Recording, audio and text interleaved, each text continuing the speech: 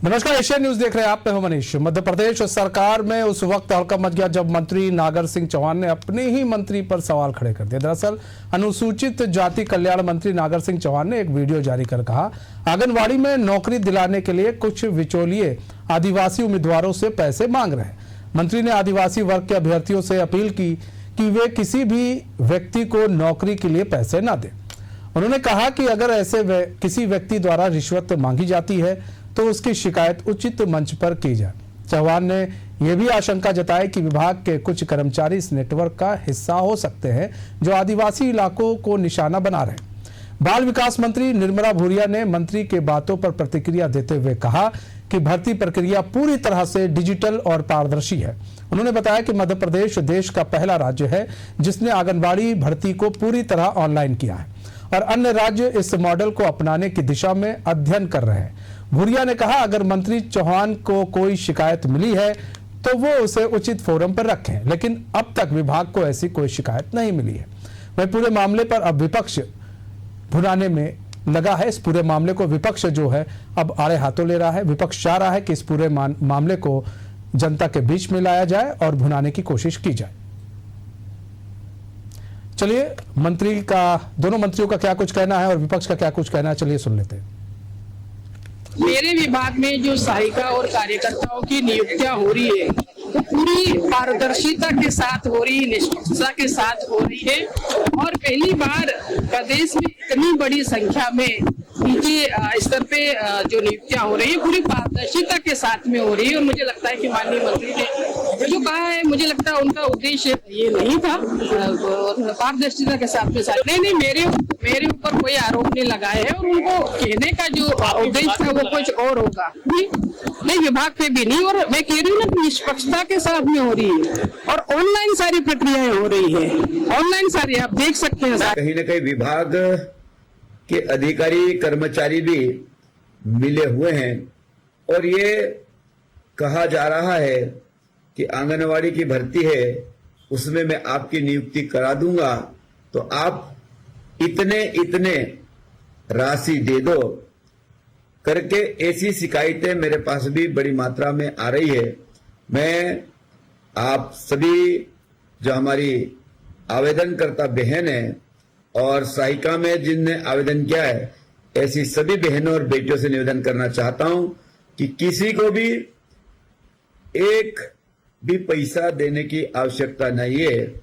जिसके number merit में होंगे, सबसे अधिक नंबर होंगे, उन्हीं को आंगनवाड़ी की नियुक्ति आपको दी जाएगी। नागर सिंह जी क्यों कर रहे हैं, उनको पता है कि उनको किस प्रकार से आर्थिक परेशानी हो रही है। गुजरात से उनके क्या संबंध रही है, नागर सिंह जी बताएं। गुजरात बॉर्डर पे बैरियर लग गए नागर सिंह के, कितने लगाए, कौन से मंत्री ने लगाए, क्या मुख्यमंत्री जी ने लगाए, ये बताएं। रही बात भ्रष्टाचार की बात, तो भ्रष्टाचार हर विभाग के अंदर छोटे स्तर पे, चाहे जाति प्रमाण पत्र बनाना, आय का प्रमाण, कोई परमिशन हो, आप खुद सर्वे करा सकते हो। तो ये भ्रष्टाचार भारतीय जनता पार्टी के लिए शिष्टाचार हो गया है। तो मंत्री के ऊपर आरोप लगा रहे हैं, लेकिन देखिए जो मंत्री हैं उनका कहना है कि भाई ऐसा कुछ नहीं है और नागर सिंह ने जो बोला है उन्होंने मुझे नहीं बोला है। लेकिन कहीं ना कहीं सवाल खड़े करने की कोशिश जो है वो एक मंत्री के द्वारा किया गया है। अब ऐसे में सवाल कई उठ रहे हैं, उन सवालों का हम जवाब जानेंगे। हमारे साथ हमारे मेहमान भी जुड़ चुके हैं। रवि वर्मा जुड़ चुके हैं, प्रवक्ता है कांग्रेस के। प्रियंका दुबे जुड़ चुकी हैं जो कि प्रवक्ता है बीजेपी के। आदित्य उपाध्याय जुड़ चुके हैं जो कि वरिष्ठ पत्रकार है। आप सभी का बहुत बहुत स्वागत है। सबसे पहला सवाल प्रियंका दुबे जी आप ही से। प्रियंका दुबे जी, ये क्या चल रहा है? आखिर एक मंत्री नागर सिंह जी दूसरी मंत्री निर्मला भूरिया पर सवाल खड़े कर रहे हैं। आंगनबाड़ी में उनका कहना है कि पैसे लेकर नौकरियां दी जा रही हैं। मैडम, एक बड़ा सवाल मंत्री ने खड़े कर दिए हैं। धन्यवाद। चाहे तो मनीष जी झुकना फाइट आपने चलाया है तो बेवजह का किसी सवाल मंत्री श्री नागर सिंह जी ने स्पष्ट पूरा फाइट का एक अवेयरनेस वीडियो जनरेट किया है कि उनके पास में हो सकता है बातें गई हो, क्योंकि सारी चीजें नौकरियां हैं, इतने सारे पद जो बड़े कार्यकर्ताओं सहायिकाओं के, उनके ऊपर ऑनलाइन प्रक्रिया 4 जुलाई से अप्लाई करने की ऑनलाइन स्टार्ट हुई। आज पहली बार नहीं, पहले भी ऐसी बहुत सी वैकेंसीज है जिनके लिए ऑनलाइन आप अप्लाई करके उसका शुल्क आवेदन शुल्क डिजिटलाइज्ड है, हर चीजें ऑनलाइन के जमाने में सारी चीजें ऑनलाइन वेबसाइट पर अपलोड हुई। और अगर इस प्रकार की कोई चीज तो स्पष्ट कह रहे हैं कि ऐसी ऐसी कंप्लेंट्स मेरे पास आई है कि आप इतना पैसा जमा कर दीजिए और उसके बाद में ये हो जाएगा वो हो जाएगा। तो वो स्पष्ट कह रहे हैं कि इस प्रकार की शिकायतें आई हैं, परंतु ऐसा कुछ भी नहीं है। आप किसी को भी एक भी पैसा देने की आवश्यकता नहीं। जो भी प्रक्रिया है वो पूरी तरीके से, और एक नहीं, हमारे दो नागर सिंह जी हो चाहे हमारे निर्मला भूरिया जी, उन्होंने दोनों। लेकिन यहाँ पर सवाल है ना, यहाँ पर देखिए, यहाँ पर प्रियंका दुबे जी सवाल ये भी उठ रहा है ना कि अगर शिकायतें आई हैं तो उन शिकायतों को लेकर वो उचित फोरम पर जा सकते थे, जैसे निर्मला भूरिया जी ने कहा है कि उचित फोरम पर उस पर लेकर जाइए शिकायत को, और आपके पास आई है तो मंत्री जी से बताते कि भैया ये शिकायत आई है। अब उसको आप एक वीडियो जारी करके ये बताने की कोशिश की जा रही है कि नहीं जी इस विभाग में तो फिर भ्रष्टाचार हो रहा है, तो ये तो विभाग पर ही सवाल खड़े कर दिए ना, क्योंकि निर्मला जी कह रही है नहीं सब कुछ डिजिटल है और पारदर्शी है। पारदर्शी है और आज से नहीं, आज से पहले से। और देखा चाहिए सारे एग्जाम्स हो ऑनलाइन सिक्योरिटी से कंप्लीट हो चाहे तो इसमें बेबुनियादी आरोप किसी को बेवजह की जा रही है कि अगर इस जो क्या बात उन्होंने भी उस वीडियो में स्पष्ट किया है कि आप पैसा देने के इस प्रकार की फ्रॉड में आने की या गलतफहमी में आने की सारी। रवि वर्मा जी इधर आप लोगों ने भी अब सवाल खड़े कर दिए हैं, मौका मिल गया है, अब मुद्दा मिल गया है भुनाने का, क्या लग रहा है आपको? क्योंकि स्पष्ट कर दिया है निर्मला भूरिया ने कि भाई सभी पारदर्शी तरीके से सारी जो नौकरियां दी गई हैं वो हुई हैं, ऑनलाइन भर्ती हुई है, बहुत सारी चीजें उन्होंने वो बताई हैं। कहीं आपको चेक करना आप चेक कर सकते हैं उचित फोरम पर। अभी तो ऐसी कोई शिकायत नहीं मिली है। जी मनीष जी दरअसल मध्य प्रदेश में जो भर्ती व्यवस्था है सबसे भयानक दौर से गुजर रही है। इस बात से भयानक दौर से गुजर रही है कि एक मंत्री जो एक कैबिनेट स्तर का मंत्री है, जब स्वयं वीडियो जारी करके अगर कह रहा है कि उसके जिले में जो इस तरीके के भ्रष्टाचार है और उस आंगनबाड़ी सहायिका के पदों की बोली लग रही है और नौकरी बेची जा रही है, जिस लाडली बहना के दम पर ये सरकार में आई थी, जिस लाडली बहना के हक अधिकारों को सुनिश्चित करने के बड़े बड़े दावे और जुमले भारतीय जनता पार्टी के नेता करते हैं, उस नौनिहालों की जो रक्षा हमारी आंगनबाड़ी सहायता करती है, ऐसे गंभीर महत्वपूर्ण विषय पर जब मंत्री का बयान आना, इस बात को एकदम गंभीरता से लेना चाहिए। मंत्री निर्मला जी भले अपनी सफाई में कितना ही कुछ कहें, उससे कोई आज मध्य प्रदेश की जनता इत्तेफाक नहीं रखती है। बात जब निकली है तो बहुत दूर तक जा रही है, क्योंकि खुद सरकार के मंत्री ने कहा है तो उन्होंने अपनी विश्वसनीयता के साथ कहा होगा, उनके पास निश्चित तौर पर इसके एविडेंस और प्रमाण होंगे। मंत्री को कहने की नौबत आई, अगर प्रमाण है तो दिखा कर रहे हैं सर, मंत्री जी तो कह तो दिए, ये प्रमाण है तो कह तो रहे जी के अनुसार मान भी लिया जाए कि भ्रष्टाचार उनके यहाँ नहीं है मनीष जी, तो मंत्री के विशेष साधारण बातों से समझा जा सकता था, लेकिन जब खुलकर आर पार में हो रहा है तो भ्रष्टाचार का दायरा समझा जा सकता है। क्योंकि डबल इंजन की सरकार में भर्ती व्यवस्था सबने देखी है कि किस तरीके से पटवारी की भर्ती निकलती है और एक ही कॉलेज से सारे टॉपर, भाजपा के जो विधायक हुआ करते थे संजीव कुशवाहा के कॉलेज से ही सारे के सारे टॉपर निकलते हैं। तो मध्य प्रदेश को जिस तरीके से भर्ती व्यवस्था के नाम पर लूटा गया, कलंकित किया गया है, ये एक महज नागर सिंह चौहान जी व्यवस्था पे सवाल नहीं उठा रहे हैं, सरकार की लूट का तो जो तमाशा है पूरे देश ने देखा है। ठीक है आदित्य उपाध्याय जी, यहाँ पर देखिए जो नागर सिंह जी हैं वो सवाल उठा रहे हैं आंगनबाड़ी को लेकर कि भर्तियों में लोग पैसे मांग रहे हैं आदिवासी समाज से, इस तरह के उन्होंने सवाल खड़े किए हैं और निर्मला भूरिया ने जवाब भी दिया है बाकायदा। लेकिन सर ये जो नागर सिंह जी हैं, क्या इनको इस तरह के सवाल जिस तरह से वो वीडियो जारी कर रहे हैं, वो सीधे अपने मंत्री से बात कर लेते? मंत्री से बात करने में क्या जा रहा था, एक फोन मिलाते बात हो जाती, इस तरह की चीजें बाहर नहीं आती। नहीं देखिए दरअसल बात यह है कि चौहान जी ने जो बात कही है वो दरअसल जनता को अवेयर करने के लिए कही है। सीधी सीधी यदि ध्यान से उनकी बात को सुना जाए तो वो सीधे ये कह रहे हैं कि कुछ दलाल सक्रिय हैं और जो महिलाएं जो हैं वो आवेदक जो है वो उन दलालों की बात में ना पड़े, क्योंकि सरकार ने जो प्रक्रिया अपनाई है वो पूरी तरह से स्वच्छ है। तो उस हिसाब से देखा जाए तो मंत्री जी की जो बात है वो जो है आवेदकों को अवेयर करने के लिए है, यदि ध्यान से सुनी जाए। हालांकि हर चीज को राजनीति में लाना ये आजकल की परंपरा हो गया है, लेकिन एक बात ये भी स्वीकार की जा सकती है कि हमारे देश में जितना हमारा लोकतंत्र पुराना है उससे भी ज्यादा पुरानी जो है वो भ्रष्टाचार की परंपरा रही है। और हमने मध्य प्रदेश में ही देखा है व्यापम जैसा इतना बड़ा भ्रष्टाचार का कांड हुआ जो भर्तियों के ही लिए था, उसमें से बहुत सारा भर्ती वाली पोस्टों पे नियुक्ति के दौरान दलाली के संबंध में है। तो हम दरअसल दलालों को समाप्त नहीं कर पा रहे, और दलालों को समाप्त नहीं कर पा रहे इसलिए दलालों पे लोग विश्वास कर रहे हैं। और ये बात इसको भी अस्वीकार नहीं किया जा सकता कि दलाली और भ्रष्टाचार निश्चित तौर पर सक्रिय है, चाहे सरकार कोई भी रही हो। हर सरकार में जैसे ही सरकार बदलती है या बनती है तो दलाल लोग सक्रिय हो जाते हैं मंत्रियों और अधिकारियों से संबंध बनाने के लिए। अधिकारी वही रहते हैं, दलाल वही रहते हैं, सरकारें बदलती रहती हैं। तो दरअसल सरकार को ये चाहिए कि पूरे जोर शोर से सरकार के पास अपना इंटेलिजेंस है, वो ऐसे दलालों को चिन्हित कर क्यों नहीं समाप्त करना चाहते, क्यों नहीं करना चाहिए। इस तौर पर सरकार दलालों पे सरकार की नीति से ज्यादा सरकार जो है दलालों पर कहा जा रहा है कि सरकार दलालों पर कंट्रोल नहीं कर पा रही है।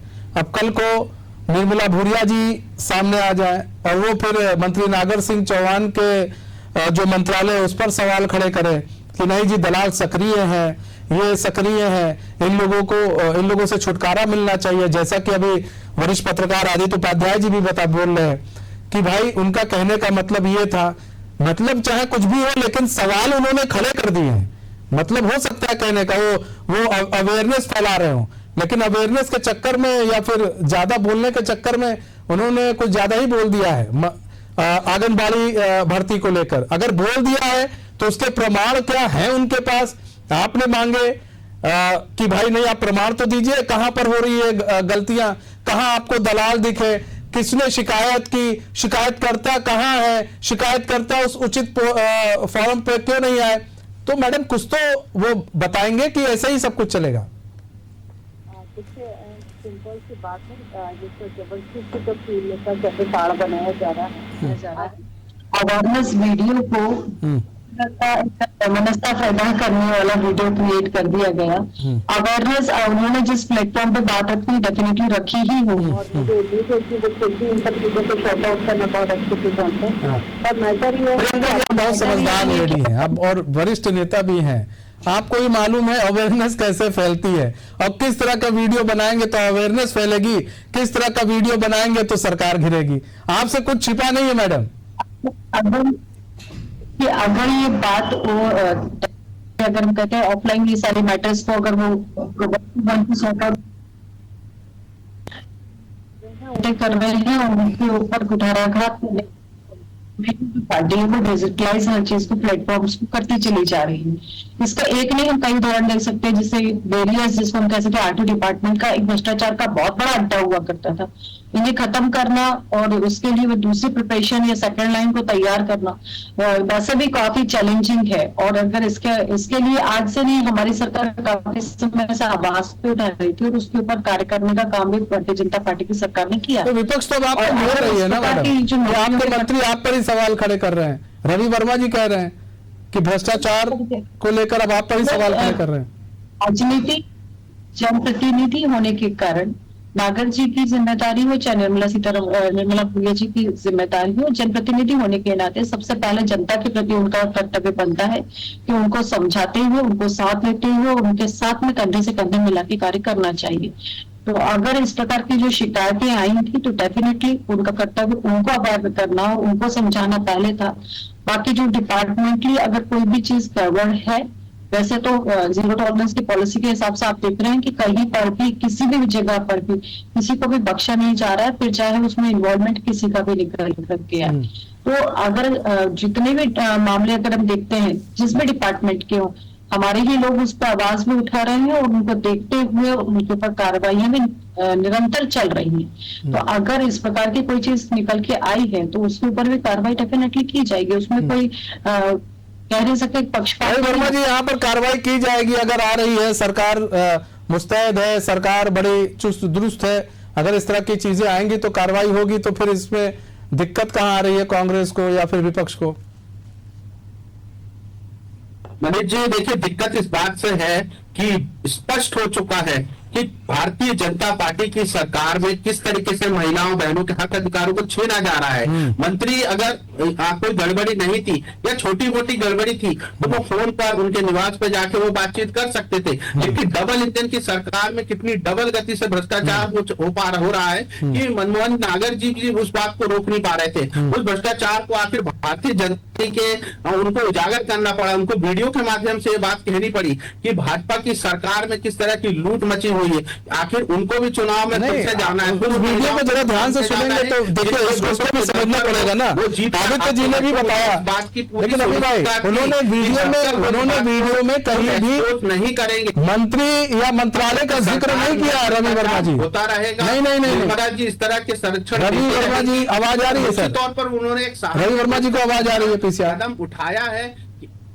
रवि वर्मा जी ठीक है, अब सुनिए ना रवि वर्मा, ऐसी कोई बात उन्होंने मंत्रालय को लेकर नहीं की है, इसको समझिए।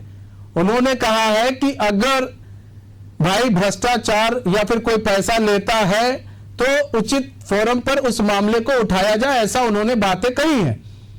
तो सर उन्होंने अगर कुछ लोग पैसा मांग रहे हैं, जैसे कुछ दलाल होते हैं सर, घुमा करते हैं ये लोग, उनका क्या काम है, यही काम है, तो उसमें आप मंत्रालय को अगर आप घेर रहे हैं कि जैसे भाई निर्मला भूरिया के मंत्रालय में आप कह रहे हैं भ्रष्टाचार हो रहा है, तो सर उन्होंने भ्रष्टाचार को लेकर नहीं बोला, उन्होंने कहा है कुछ लोग हैं जो पैसा मांग रहे हैं।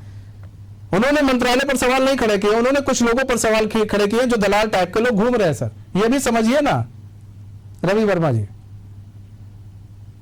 निश्चित तौर पर मनीष जी, निश्चित तौर पर मैं भी समझ रहा हूँ, नागर जी भी समझ रहे हैं, क्योंकि उन्हें मालूम है कि किस तरीके से भाजपा की सरकारों में एक ही कॉलेज से सारे टॉपर निकलते हैं। उन्हें इस बात का पूरा अंदाजा था कि अगर पैसे मांगे जा रहे हैं तो नौकरियां भी दी जा रही हैं। आखिर वो भी एक जनप्रतिनिधि है। मैं उसी बात पर आ रहा हूँ कि उन्हें मालूम है कि मुझे फिर उन बहनों के सामने जाना है जिन बहनों ने अधिकारों को डबल इंजन की सरकार, आदित्य वर्मा जी जवाब दीजिए जरा में अगर बेचे जा रहे हैं रवि वर्मा जी का।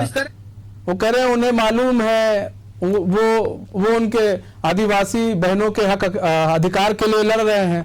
अभी यही थोड़ा सा अगर हम इसको थोड़ा सा चेंज कर दें और अगर हम ये कह देते हैं कि नागर सिंह जी ने आपके समय पर सवाल उठाए हैं भर्ती को लेकर, तो सर इनका आज फिर इनका ये वक्तव्य जो थोड़ा है ना वो थोड़ा बदल जाता। ये तब ये कहते हैं कि नहीं गलत बोल रहे हैं, आदिवासी समाज के सबसे बड़े दुश्मन है वो, तब इस तरह के सवाल हो जाते हैं। नहीं, वो बिल्कुल सही बोल रहे हैं नागर सिंह जी, और निश्चित तौर पर वो इस व्यवस्था पर सवाल जरूर निश्चित तौर पर खड़ा कर रहे हैं कि आज भी लोग दलालों पर विश्वास करते हैं। इसका मतलब यह है कि सरकारें लोगों को अपना ये संदेश पहुंचाने में असफल रही है कि वो पूरी तरह से स्वच्छ और ट्रांसपेरेंट काम करती है। तो दरअसल कमजोरी यहां पर है कि हमारा तंत्र हमारे लोगों को और जनता को अपनी ये बात समझाने में असफल हो गया। और असफल क्यों हुआ? क्योंकि निश्चित तौर पर कहीं ना कहीं भ्रष्टाचार विद्यमान है, और इसीलिए व्यापम जैसे बड़े बड़े मामले देश के सामने आते रहे हैं और इसको अस्वीकार नहीं किया जा सकता। लेकिन सरकार की अब जरूरत इस बात पर है कि जब सरकार के अंदर से ही उसी के मंत्री जो है इस बात पर, इस प्रक्रिया पर और इन भ्रष्ट व्यवस्थाओं पर यदि वो कुठाराघात करते हैं तो निश्चित तौर पर सरकारों को सबक लेना होगा। सबक लेना होगा। प्रियंका दुबे जी, सबक लेना होगा, लेकिन सबक कब लिया जाएगा? अभी आप भी कह रही हैं कि कुछ दलाल टाइप के लोग हैं, यानी कि अभी टहल रहे हैं, कुछ घूम रहे हैं दलाल टाइप के लोग, तो ऐसे लोगों पर लगाम कब लगेगा? और आपके यहाँ ही खंडेलवाल जी ने कहा था कि कोई भी फालतू की बयानबाजी नहीं करेगा, ये भी बात उन्होंने स्पष्ट की थी और सबको कहा था ये। तो क्या ये मंत्री जी लोग भूल जा रहे हैं? देखिए, मैं फिर से यही कहूंगी, आप दोनों मंत्रियों के स्टेटमेंट को उठा करके देख लीजिए। कंप्लीटली जनरल अवेयरनेस की वीडियोस हैं और मैं आदित्य जी की बात से 100% श्योर हूँ कि लोग थोड़ा सा अवेयरनेस के साथ में, अगर चाहे हम नामांकन की प्रक्रिया को देख लीजिए, रजिस्ट्रेशन की आजकल हर प्रक्रिया को डिजिटलाइज करके रखा गया है। आप अपने घर पे अपने सिस्टम से, चाहे आधार कार्ड अपडेशन की बात कर लीजिए या फिर आप ई रजिस्ट्री की बात कर लीजिए, चाहे आप लोग टैक्सेशन की बात कर लीजिए, चाहे आपके नल वाटर टैक्स हो, चाहे प्रॉपर्टी टैक्सेशन हो, या ईच एंड एवरीथिंग, सारी चीजें डिजिटल प्लेटफॉर्म्स पे अवेलेबल। परंतु यहाँ तक कि लाइसेंसिंग की बात कर लीजिए, ड्राइविंग लाइसेंस के लिए अप्लाई करने की बात हो, परंतु हम खुद अपनी अवेयरनेस के कारण बेवजह इन बिचौलियों के साथ में इंटरेक्ट करते हैं और नुकसान उठाते हैं। तो ये चीजें हैं, मैं मानती हूँ। और रही बात रवि भाई, अगर मैं आपके कांग्रेस पार्टी के भ्रष्टाचार की बात करूंगी तो ए से लेके जेड तक पूरी एबीसीडी है आपके घोटालों की, चाहे आदर्श घोटाला हो, चाहे फोटर घोटाला हो, चाहे लैंडमार्क घोटाला हो, चाहे टाटा ट्रक घोटाला हो। मतलब हम थक जाएंगे, बचपन से इतने घोटाले आपके देखते आए हो, करप्शन को ऑफलाइन पे आपने रखे, यहाँ तक कि आपके प्रधानमंत्री भी कहते रहे, हम नहीं कह रहे हैं कि 1 रुपए भेजता हूँ 15 पैसे पहुंचता है। तो आप लोगों ने और आदिवासियों की आवाज उठाने वाले उमंग सिंघार जी जो बात कर रहे हैं, वो तो अपनी पत्नियों के साथ न्याय नहीं कर पा रहे हैं। तो आप हमारी और दूसरी बहनों की तो चिंता कतई मत कीजिए। मैं किसी पे व्यक्तिगत बात नहीं करना चाह रही थी, परंतु कम से कम हमें ऐसा नेता प्रतिपक्ष तो दीजिए जिसपे हम महिलाएं विश्वास कर सकें। आप वो अपनी, उनकी पत्नियां ही कोर्ट केस कर रही है, उनके खिलाफ खड़ी हुई है और आप कहते हैं वो हम बहनों की आवाज उठाएंगे। तो कम से कम हम ऐसे इंसान से तो उम्मीद नहीं रख सकते कि वो व्यक्ति हमारे साथ न्याय करेगा जो घर में ही न्याय नहीं कर। रवि वर्मा जी जवाब दीजिए। नहीं, देखिए मनीष जी, जिस तरीके से उन्होंने सवाल खड़े किए हैं, तो उनको खुद को इस बात को ध्यान रखना होगा किस पार्टी का पूर्व प्रदेश अध्यक्ष मेंडोस कॉलोनी में देर रात जाते थे, किस पार्टी का राष्ट्रीय अध्यक्ष नोटों की बंडल लेके पकड़ाए गए थे। ये सब देखना होगा। जो लोग दूसरों के घरों पर पत्थर मारते हैं, उन्हें अपनी पहले घरों में पहले देख लेना चाहिए। और उमंग सिंघार जी की बात है तो उस विषय में मैं बहुत क्लियर कर देता हूं कि कोर्ट में किसी भी प्रकार का कोई ऐसा केस नहीं चल रहा है। केवल भारतीय जनता पार्टी के लोग पर्ची पढ़ते हैं, झूठी पर्ची पढ़ना, आरएसएस की शाखाओं से चरित्र हनन इनको सिखाया जाता है। ये उसी तरह की भाषा प्रक्रिया का इस्तेमाल करते हैं। किस तरह से चरित्र हनन करना सिखाया जाता है? नहीं रवि वर्मा जी, नहीं रवि वर्मा जी, इसके बारे में बताइए। चरित्र हनन किस तरह से करना सिखाया जाता है आरएसएस से? नहीं रवि वर्मा जी, चरित्र हनन किस तरह से करना सिखाया जाता है? रवि वर्मा जी, चरित्र हनन किस तरह से करना सिखाया जाता है? क्या वो इसको घोटाला नहीं मानेंगे? रवि वर्मा जी, आपको आवाज आ रही है क्या? चैनल पे देके जाना पड़ेगा। रवि वर्मा जी, आवाज आ रही है? झूठ के लिए रवि वर्मा जी, आपको आवाज आ रही है? मनीष जी, सारे चरित्र हनन की बात आपने कही, आरएसएस सिखाती है। किस तरह से आपने बात कही कि सिखाती है, कैसे सिखाती है, बताइए। जानी जाती है। ठीक है रवि वर्मा जी, बात कर लिया आपने, पूरा भाषण दे दिया। बताइए, चरित्र हनन की बात कही, किस तरह से आरएसएस सिखाती है? आपके नेता राहुल गांधी बोल देते हैं, बस उसी लाइन पर चलना है आपको। कुछ अपनी भी चीजें होती है सर। क्या आपका ये दायित्व नहीं बनता है? आपने एक बार भी पूछा मनीष जी? सर एक बताइए रवि भाई, ये हमेशा सर ये जो ड्रामा आप लोग का है ना, ये बहुत पुराना हो गया रवि भाई। आपने एक बार भी पूछा मंत्री नागर सिंह चौहान और निर्मला भूरिया को लेकर सवाल उठाने वाले हम। सर सवाल, ये डिबेट आज किस पर हो रही है रवि भाई? किस पर डिबेट हो रही है बताइए आप।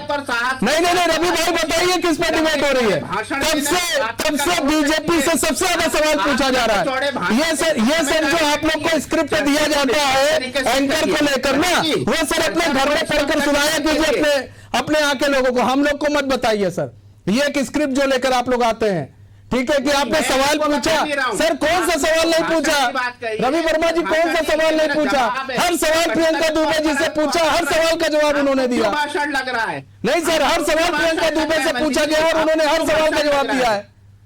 नहीं, जो पूछा वो जवाब दिया ना सवाल। तो सर और क्या होता है? और क्या पूछे सर?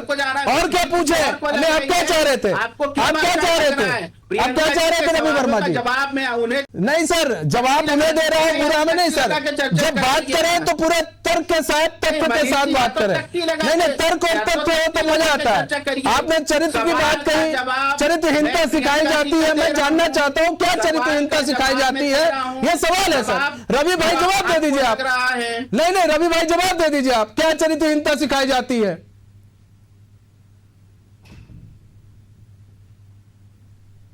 रवि भाई जल्दी कह जवाब रहा हूं दीजिए। ना कि संघ से आने वाले लोग, आरएसएस के लोग किस तरह के झूठे मैनिपुलेट बयान देते हैं। सर वो अलग चीज है, चरित्रहीनता सिखाई जाती है, उसका जवाब दीजिए ना सर। नहीं, चरित्रहीनता सिखाई जाती है, उसका जवाब दीजिए ना सर। भारतीय जनता पार्टी के सर कुछ भी बोलना है सर, कुछ भी चलेगा सर, कुछ भी चलेगा। फिर सवाल उठाइए हमारे ऊपर, फिर सवाल उठाइए हमारे ऊपर।